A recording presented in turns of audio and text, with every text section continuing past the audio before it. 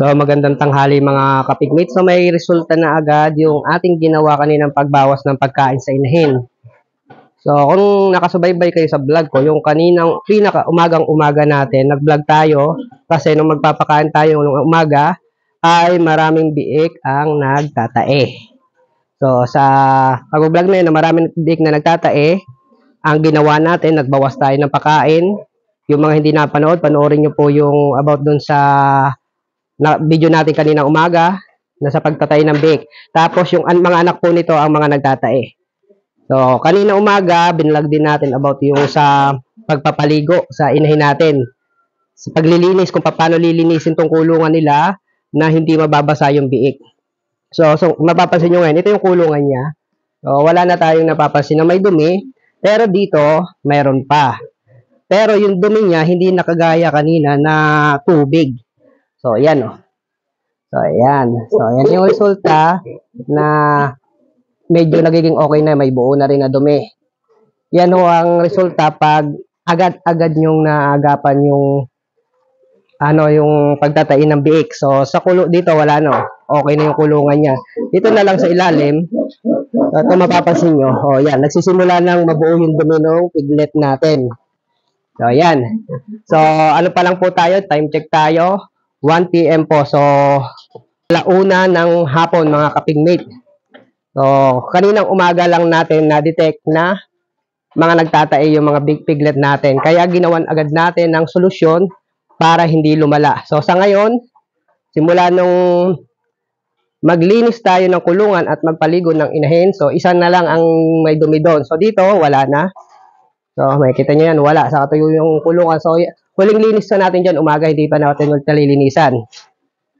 Ito yung mga piglet. So, ito yung mga anak ni Harley. Itong medyo malalaking to. Yan. Saka ito, yung malalaking yan, saka yun. Yung malilit na yan, anak nito.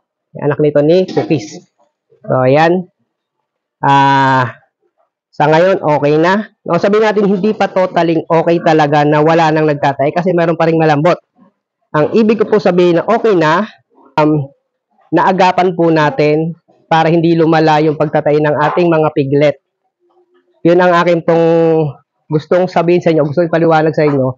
Sa prevention po tayo, hindi po tayo pumupunta agad sa panggagamot o sa pag-inject sa inahin, pag-inject sa mga biik, pagbibigay ng pig doser, pagbibigay ng Apralite daw, pagbibigay ng Yakult daw, pagbibigay ng mga dahon-dahon daw, pagpapakain ng uling, marami. Napakaraming gamot mga kapigmate na sinasabi ng iba na sa totoo lang ay pwede naman nating agapan. Pwede natin agapan mga kapigmate. Prevention lang, hindi kailangan ng gamot. Iwasan lang natin mangyari yon, wag nating gamutin na nandyan na. So sabihin natin kahit nandyan na, kaya pa nating gawa ng paraan para hindi gamutin. So yan yung mga piglet natin. So mga malilikot pa rin. Basta yung mga tulog ng tulog, mga busog yan. Tapos yung nandito sa side na to, ito na lang yung basang dumi. Hindi kagaya nung umaga na pumunta tayo dito, kalat sa kulungan ng inahin ng dalawang inahin na to, na puro dumi, puro tayo ng piglet. Yan. So ito na lang nagtatay natin yun. Ito nga. So nakita na natin yung isa. Yan. So yan. So yan. Itong anong to, siguro isa o dalawa na lang sila na nagtatae. Pero, sa ginawa natin yun, hindi na po aabutin ng bukas yan na malambot ang dumi nila. So, diretso ko pa rin kayo na update mga kapigmate para, para malaman nyo rin yung mga ginagawa ko sa mga gantong sitwasyon. Sa mga ganyang sitwasyon ng mga big. Kasi itong mga pagtatay mga kapigmate ng piglet, yan po yung nagiging dahilan ng pagkamatay nila. Sa totoo, based sa aking experience mga kapigmate, pag umasa kayo sa gamot, sa alaga nyo, pero hindi nyo alam yung gantong technique, 4 days to 5 days lang itatagal ng biik nyo. Isa-isa mamamatay yan. Lalo na mga bagong panganak ha. So sa akin naman mga kapigmate, maraming beses ko na naranasan na magtae yung mga piglet ko. Pero sa pagtatay, hindi ko pa naranasang mamatayan sa pagtatay ng mga piglet. Yan. Ang abangan natin, ito ay lilinisin natin ulit mamaya. Lilinisin natin to para hindi na nila mapaglaruan kasi alam nyo naman ang mga piglet, mga pigmate. Ang mga piglet na yan, ay ano yan, curious yan sa lahat ng bagay, lahat tinitikman. So, ito ba yung page ko pala, konti na lang, oh. Pati sa page, yan, naglalagay tayo dito ng page, konti na lang yung page natin. Curious po sila sa lahat ng bagay, tubig, or kahit ano mga ganito, lahat kinakain nila, tinitikman. So, kaya kailangan malinis agad natin yan. So, yun lang, wala na. Very, ano na yan, minimal, parang ganun na nga. So, ayan. So, wala na dito. So, tingin ko sa pagtatayo ng mga piglet, mga kapigmate, ay tatagal lang to ng ngayong maghapon lang. Bukas, wala na.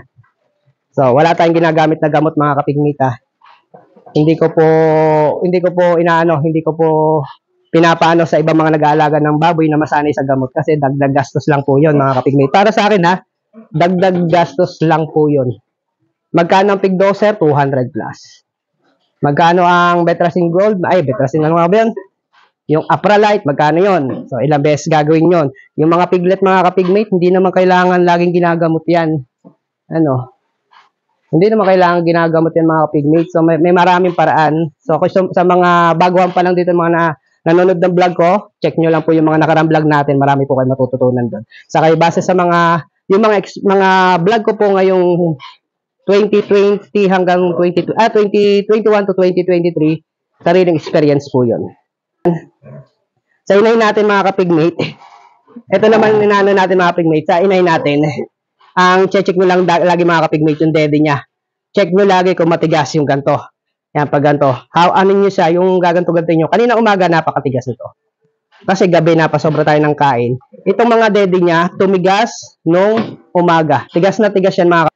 So, sa tigas na tigas na yung mga kapigmate, isa lang ibig sabihin no, na nag-overfeeds nga tayo, yung pag nasobran tayo ng pagkain sa inhin natin, sa pagdami kasi, mga kapigmate, ng kain ng inahin, sa pagdami rin ng gatas niya.